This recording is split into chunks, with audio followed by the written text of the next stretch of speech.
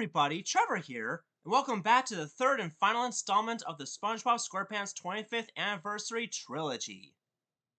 First, we've talked about my favorite episodes, followed by my favorite characters, and now it's time for the big one. The top 10 worst of the worst episodes of SpongeBob SquarePants. For this list, not only will I include the modern episodes, but also a couple pre-movie ones. So please don't get mad at me for including those because remember, every good show has its duds, and classic SpongeBob is no exception. I also won't be including any TV movies because they're too long for me to discuss here, or any spin-off episodes because they're really not worth my time and support. Now without further ado, let's dive right in one last time, shall we? Number 10 goes to I'm With Stupid. I'll admit, I used to really enjoy this episode a lot when I was younger, but nowadays, it's not as nostalgic as I remembered it. Let's look at the positives first. I honestly liked the very beginning of the episode where SpongeBob was checking on Patrick, who was cleaning up his rot because his parents were coming for a visit. So SpongeBob decides to pretend to be dumb like Patrick so that Patrick can feel better about himself. Oh, and I especially like the jokes here and there, like with the note and the letter sequence, which makes perfect sense once you get the joke. Finally, his parents came to visit, and Patrick introduces his neighbor SpongeBob, and SpongeBob shows his pineapple house to them by ramming into it like a bull. And when we get to the middle of the episode, things are starting to go downhill from here. While SpongeBob was acting like an idiot and making strange noises, Patrick starts to ridicule his best friend, which gets SpongeBob to act like a normal guy, so he tries to convince Patrick and his two parents that he was only pretending to be dumb and tries to prove that he is smart, only for them to not really believe him and ask Patrick if he taught him all that. First of all, what kind of parents are these? Secondly, I know Patrick is an idiot, but he's not supposed to be this mean to SpongeBob. No wonder why some people hate Patrick Star as a character, especially in the more modern era. SpongeBob tried everything to prove that he was smart, like solving an easy math problem, but Patrick and his parents still don't believe him, and started laughing maniacally at him, which gets SpongeBob to go insane, start screaming, and running out of the house. Then later after that, it was revealed that Patrick's real parents were at Squidward's house looking for Patrick all day, and then Janet and Marty, Patrick's fake parents, were like, "Oh, that's right, honey, we don't have a son." And thus ends the episode of the fake parents leaving, while Patrick and his real parents laugh together before the rock house closes in on them. I can totally see why my sister Nellie thought this episode was a bit creepy, and I can also see why some people like Mr. Enner despised this episode because it's so mean-spirited and cruel. In fact, I really felt bad for SpongeBob for most of this episode because all he was trying to do was be a good friend to Patrick. In other words, he was trying to help! You don't need to be this rude to him, Patrick! However, I put this so low on the list because while it had a very great beginning with good jokes, it ended badly and creepily with poor moral execution and mean-spirited characters. I know this is entertainment and all, but like I said, you don't have to treat SpongeBob like Squidward, who is notorious for getting tortured in a lot of episodes. While I have seen a lot of Patrick Star episodes that are a lot worse than this, but just to be fair, I thought I picked this one because it just goes to show you that even pre-movie SpongeBob has a few duds. Otherwise, it'd be totally unfair if I made all 10 candidates to be season 4 to present episodes. And besides, I've seen much better shows that are mean-spirited humor done right. Number 9 is Party Pooper Pants. Alright, I promise this will be the last time I talk about classic SpongeBob, because this one, in my opinion, is the absolute worst when it comes to pre-movie SpongeBob. It's a double-length episode about SpongeBob planning a house party for his friends, but he wanted things to go his way just so that his guests can follow the rules. But when he went out to check today's mail and newspaper, that's when everyone started to party, and for some reason, they locked him out of his house. What terrible guests! SpongeBob tries to get back inside, including digging a hole in the ground, only for him to get thrown back out. And as he tries to break in with a pickaxe, that's when two cops confused him for a break-in criminal. But SpongeBob convinces them that he lives here, and that he was trying to get back inside so that he could host the party. Now here's the worst part. When the cops left, they suddenly came back and arrested him for not inviting them to his party. What kind of cops are these? And then the next morning, SpongeBob walks home feeling hungry and exhausted, where he meets Patrick again, saying that it was a great party.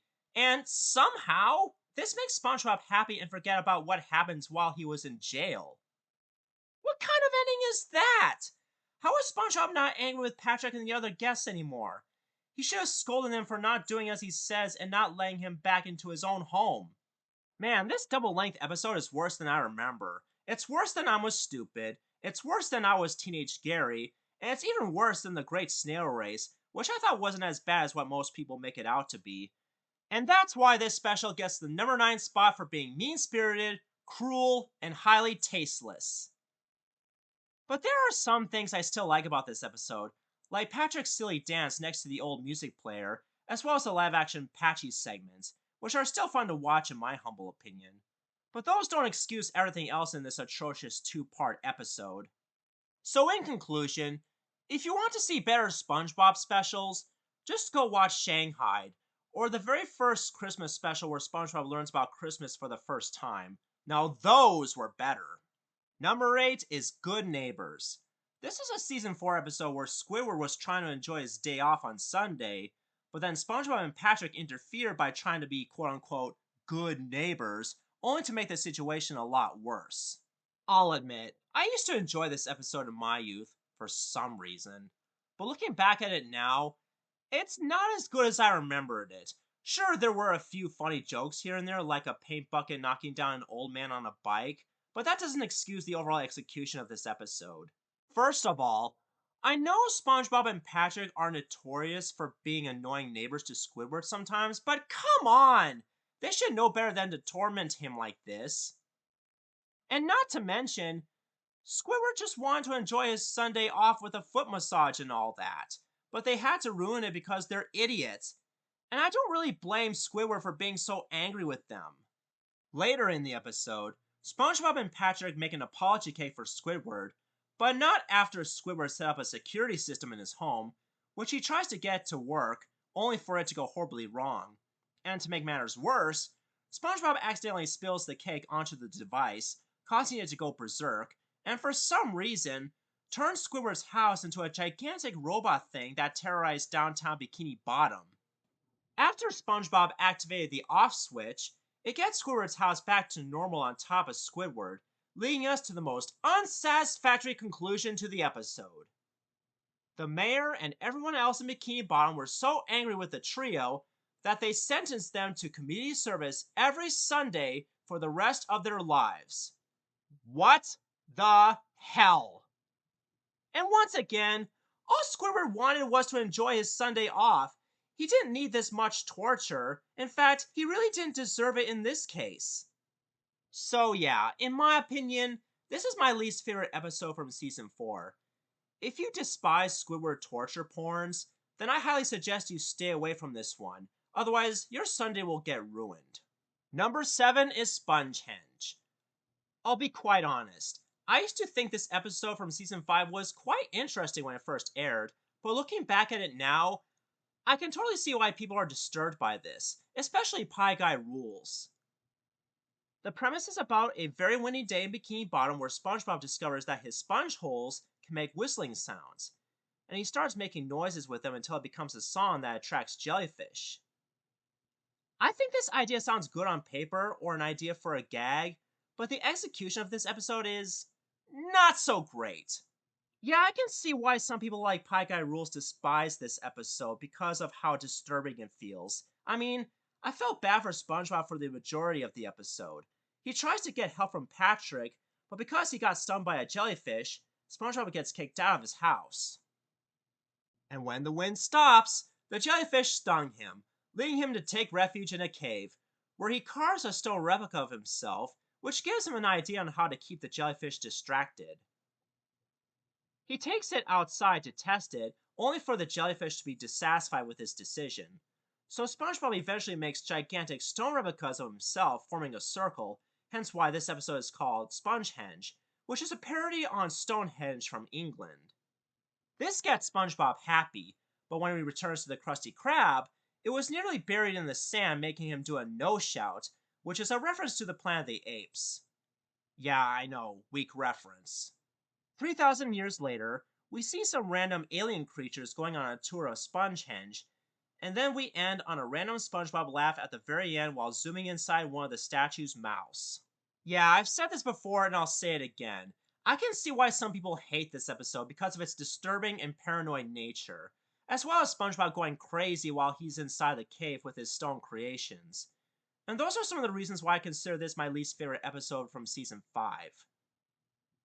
But I put it as number 7 anyway because, like most bad episodes, it does have a few funny moments, like the part where SpongeBob tries to dial the phone number to the Krusty Krab, but then he says, "My fingers are too big for the buttons," which is a nice reference to the first season episode Suds, which I would rather watch, by the way, because Spongehenge is overall worse than I remember. If you're creeped out by this episode, then I suggest you stay away from it at all costs. Number 6 goes to Ink Lemonade. This episode is from season 11, and it's about Squidward squirting out black ink every time he gets startled by something. And Patrick uses this advantage to sell ink lemonade, which is one of the reasons why this episode is so disturbing. Speaking of disturbing, another reason why this episode sucks is this shot of Patrick's inner organs right here, which is so grotesque that I can barely even stand the sight of it. Also, why is there a giant spider in Bikini Bottom? If it were a sea spider, then it would make perfect sense, but this spider looks like it belongs on land. However, if there's one thing I do find interesting about this episode, it would be the haunted house sequence created by Patrick Star, because I thought some of the gags were pretty interesting, like the Exorcist baby, which is a reference to some horror movie I haven't seen. But other than that, it doesn't stop me from putting this episode as number 6 for being my least favorite season 11 episode. And during the climax, Squidward shows everyone that the ink came from him, which gets the customers angry. Then it unfortunately ends with Squidward screaming and squirting ink again because he ate a cookie with spider eggs inside it. Gross. No wonder this episode from season 11 is the worst. It's so disgusting, disturbing, and atrocious at the same time. And the way Patrick sells ink to his customers feels like he's selling Squidward's bodily fluids, which I don't want to get into full detail on because it's really that disturbing. And not to mention, I don't really see why Squidward deserved this torment other than calling Patrick out for being a coward. Let's just move on to the next episode. Number 5. A Pal for Gary. In my opinion, this is my least favorite Gary episode for several reasons. It's about SpongeBob buying a new pet for Gary to play with. Gary seems happy to see it at first, only for it to show its scary sharp teeth to him, which gets Gary all traumatized. Then later in the episode, the new pet, named Puffy Fluffy, starts to grow big, ugly, and ferocious so that it traumatizes the poor snail even more. He tries to fight it off, but to no avail. SpongeBob then arrives just in time, but for some stupid reason, he victim blames Gary for nothing. He just basically says, "Gary, you put Puffy Fluffy down right now!" SpongeBob, what the hell is wrong with you? Are you really just that stupid and ignorant, especially towards your pet snail, Gary? Wow, you really are an asshole. After Gary finally defeats Puffy Fluffy by rustling it and making it run away, SpongeBob is still mad at Gary for no good reason, so he decides to bring him along to work at the Krusty Krab, thus ending the worst Gary episode in my opinion. Wow, just wow. I know SpongeBob can be an idiot sometimes, but he was never this ignorant.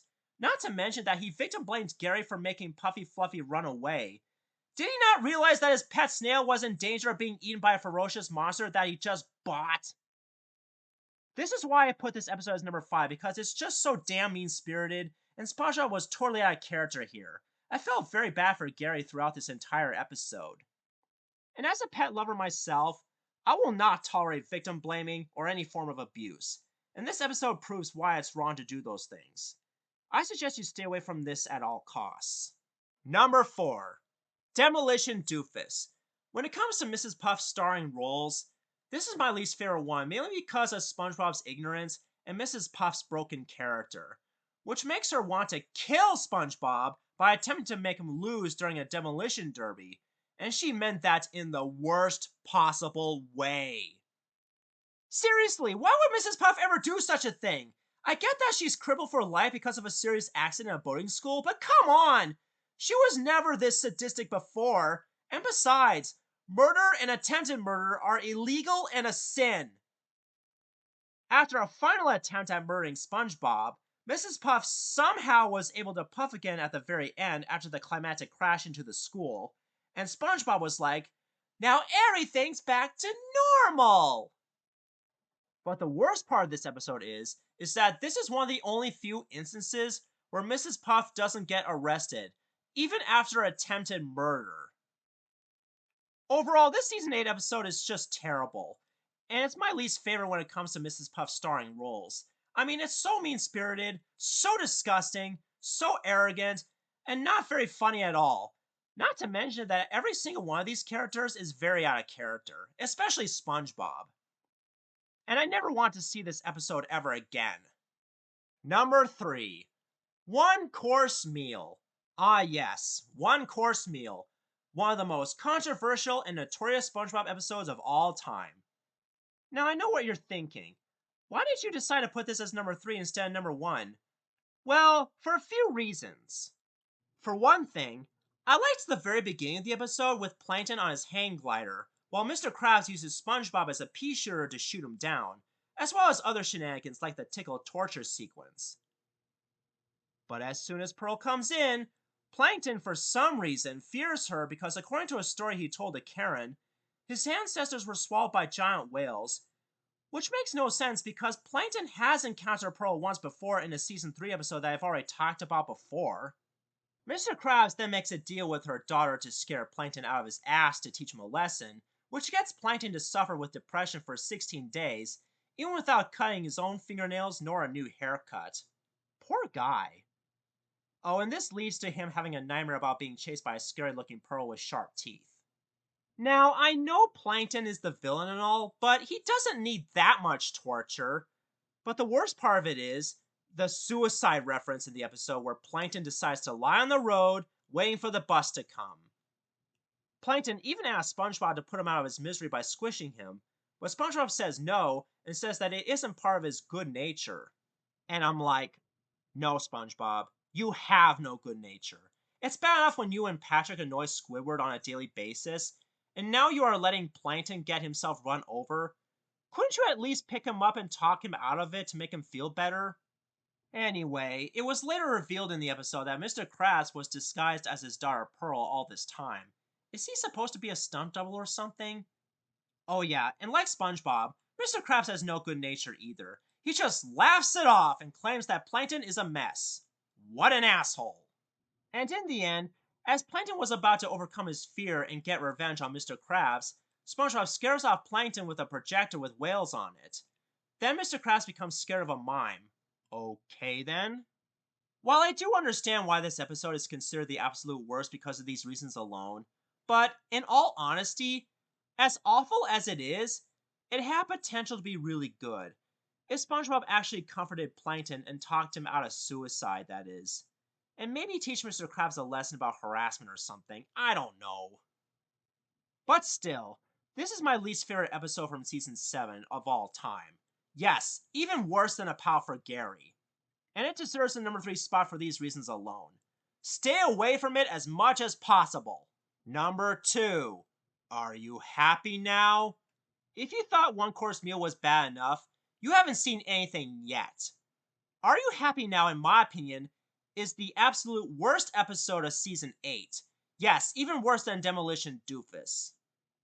It's another Squidward torture episode where he seems so glum and depressed that it looks like a realistic portrayal of depression. And according to Phantom Strider, he says that it's relatable. Look, I get where he's coming from, but just because it's a realistic portrayal of depression doesn't mean that the episode is overall good. In fact, there are plenty of other cartoons that can handle depression better than this. Later in the episode, it was revealed that Squidward tells SpongeBob that he has no happiest memory. Yeah, hello? Band Geeks, anyone? Hello? Did you forget all about the events of Band Geeks, where Squidward cheered up at the end? God, you writers are so stupid! Anyway, SpongeBob tries his best to cheer him up, like taking him to places like the High Tide Stadium, an art museum, and even on a higher balloon ride. But unfortunately, they don't seem to help him that much for some stupid reason. But by the end of the episode, after SpongeBob makes a bunch of paper maches of himself, which gets Squidward to go insane and destroy every single one of them, which gets SpongeBob to believe that he has found the happiest memory. What a miserable episode! You should never treat real-life depression as a joke. It's bad enough when adult cartoons like Family Guy do this, but this is a kid's show! Do you even realize how many people die due to suffering from depression? This is one of the reasons why I hate modern Nickelodeon. And if you're going to defend that, then you're an idiot and an asshole. Bottom line, this episode is so bad and depressing that it definitely deserves the number 2 spot for these reasons alone.